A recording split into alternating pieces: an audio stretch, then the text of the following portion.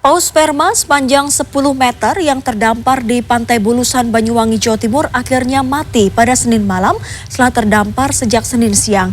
Informasinya kami rangkum dengan kebakaran pabrik pengolahan kayu di Gresik dan kericuhan demo mahasiswa di Goa, Sulawesi Selatan dalam Kilas Peristiwa.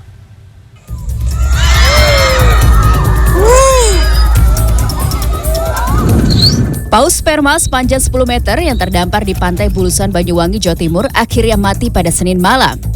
Hingga Selasa siang, tim gabungan berupaya mengevakuasi paus untuk kemudian dimakamkan. Sementara tim medis memeriksa paus terlebih dahulu untuk mengetahui penyebab pasti matinya paus sperma ini. Paus sperma terdampar dan ditemukan dalam kondisi lemas dengan beberapa luka di Pantai Bulusan Senin siang. Petugas gabungan sempat berupaya menarik paus ke tengah laut menggunakan perahu karet. Namun besarnya ukuran paus membuat evakuasi sulit dilakukan. Ya Allah. Video amatir merekam kebakaran pabrik pengolahan kayu di Desa Randegan Sari, Kabupaten Gresik, Senin pagi. Kobaran api disertai suara ledakan menimbulkan asap hitam tebal membumbung tinggi hingga membuat panik warga. 8 unit mobil damkar Pemkab Gresik dikerahkan. Hingga Selasa siang, petugas masih berjuang memadamkan api. Saksi menyebut kebakaran terjadi pada Senin pukul 5 pagi.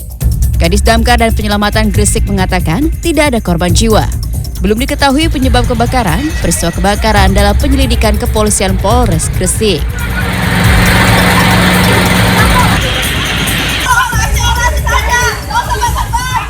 Puluhan mahasiswa di Goa, Sulawesi Selatan terlibat kericuhan dengan polisi saat berunjuk rasa di depan kantor Dinas Kesehatan Kabupaten Goa Senin siang. Kericuhan dipicu lantaran massa nekat menerobos gerbang dan hendak membakar ban bekas.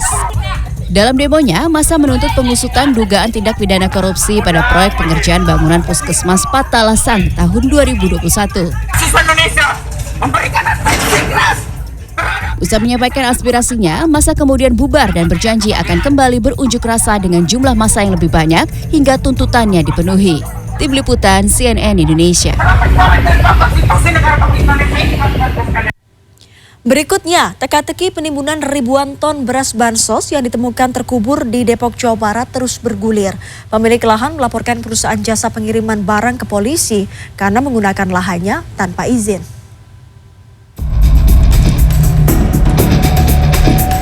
Teka-teki penimbunan ribuan ton beras bantuan sosial terus bergulir. Selasa siang, tim Satgas Pangan Mabes Polri mendatangi lokasi penimbunan di kawasan Tirta Jaya, Sukma Jaya, Depok. Selain memeriksa lokasi penimbunan, tim Satgas Pangan Mabes Polri juga memeriksa kantor perusahaan jasa pengiriman barang. Di hari yang sama, Kementerian Sosial juga mendatangi gudang perusahaan jasa pengiriman barang dan lokasi penimbunan beras bansos. Dari pemeriksaan di lokasi penimbunan, Inspektur Jenderal Kementerian Sosial, Dadang Iskandar, menegaskan sembako yang ditimbun bukan bantuan dari Presiden yang disalurkan melalui Kementerian Sosial.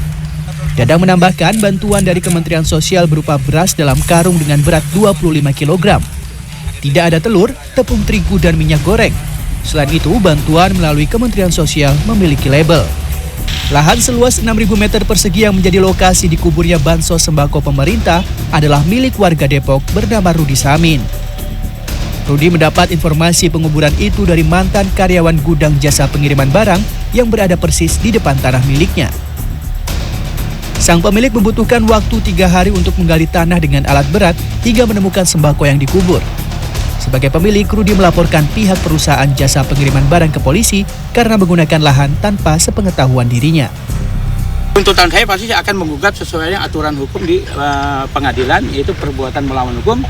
Dia memakai lahan saya, menggunakan lahan saya, memendam barang milik pemerintah, ya secara tidak benar. Itu pasti saya minta. Dan secara pidananya pun akan saya lakukan, akan saya laporkan secara hukum. Tapi saya beri batas waktu dia sampai hari Rabu sesuai dengan somasi saya. Dugaan penimbunan ribuan ton beras bantuan sosial pemerintah di Sukma Jaya, Depok ini menjadi viral.